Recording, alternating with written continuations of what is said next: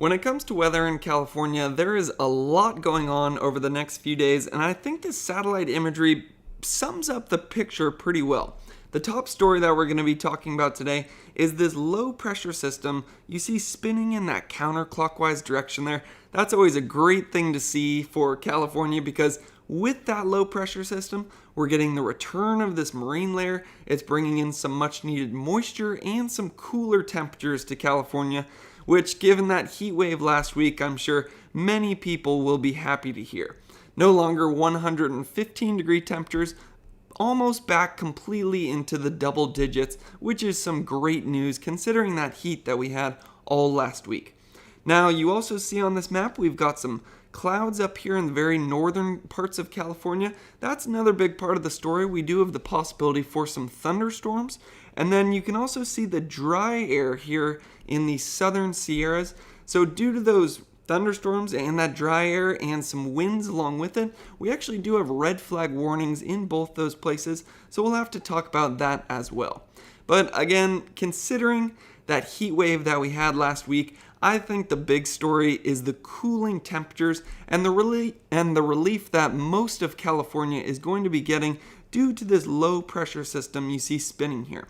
And you can actually see the way this works. It spins counterclockwise, so on this bottom side, it has these winds pushing in that cool, moist ocean air directly into our bays, especially Monterey Bay. You can see if we click humidity here, 82% humidity. That is the marine layer in full effect, going into the Bay Area as well, and even stretching as far into places like Sacramento and Stockton, which have finally dropped back down into the mid-60s with a humidity as high as 72%. So that is certainly great to see, especially considering all that heat we had last week.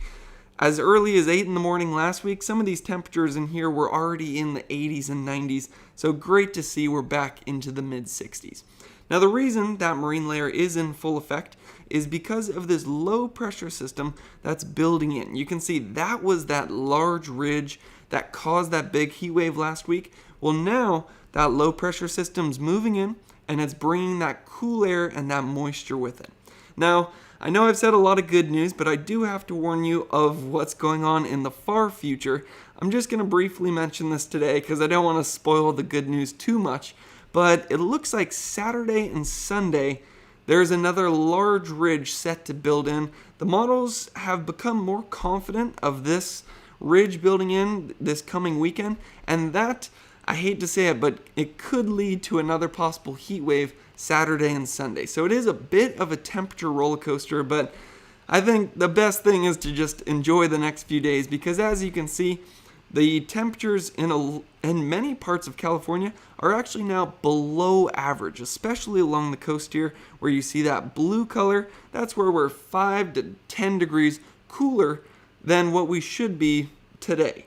Where you do see we're still 10 to 15 degrees above average temperatures is in parts of the valleys, especially very northern parts of Sacramento Valley and parts of the San Joaquin Valley as well, but certainly great to see some blue returning to that map, and we're going to have even more of that tomorrow as that low really starts to move in. You can see much of California transitioning back into those below average temperatures, and I gotta remind you, it was just last week that much of California, almost all of California, was 25 to even 40 degrees above average temperatures. So certainly great to see that blue returning to the state.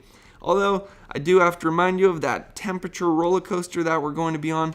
If we click all the way into Saturday and Sunday, it looks like some of those 30 to even 40 degree above average temperatures will be returning to the state. So we'll just have to stay tuned on those temperatures coming later in the week. That's probably one of the big stories we'll be talking about throughout all the forecast videos this week.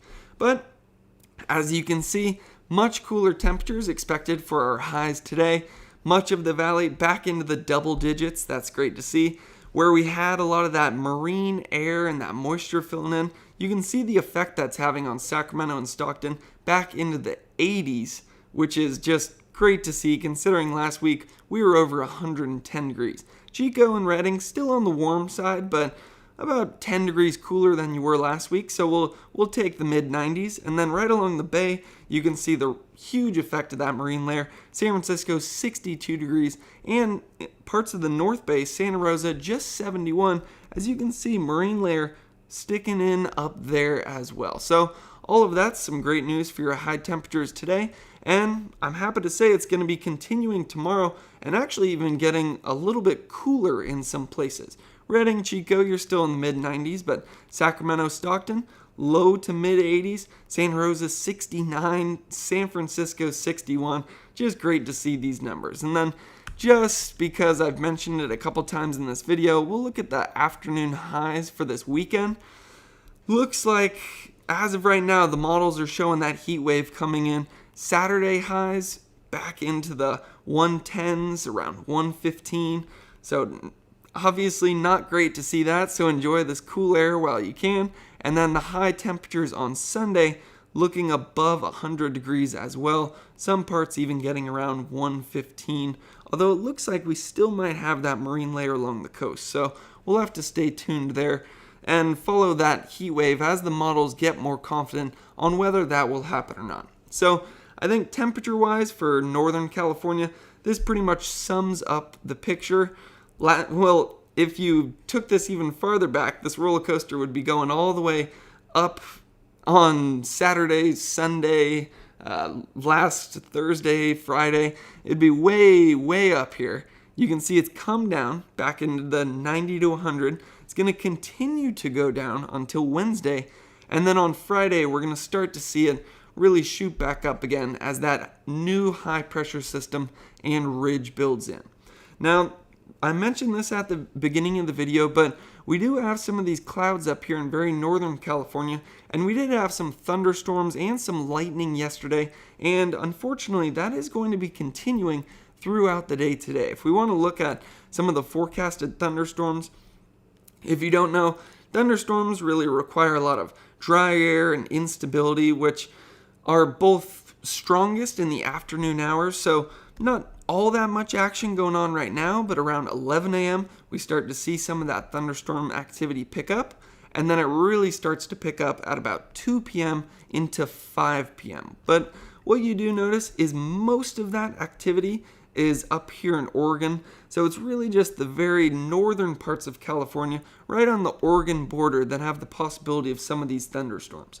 Now, the other thing going on up here is we do still have some dry air. Marine layer not able to work its way all the way up in the very northern parts of California. So we do still have some relative humidities in the teens. So when you combine the possibility of all of the thunderstorms, the possibility of lightning, all that heat that we had last week, and the fact that the air up there is still on the dry side, relative humidity in the teens, never a good thing to see.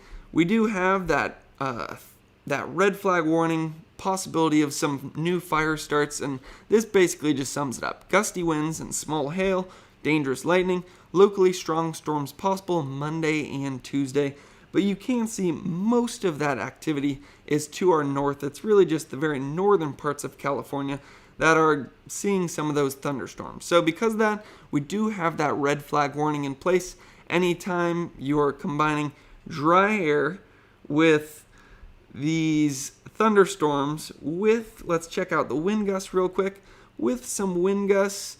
And the winds actually, that could be the good part of the picture. Overall, wind gusts not looking that 25 to 30 miles per hour. That's actually still pretty strong. It took a second for the model to update on this page here.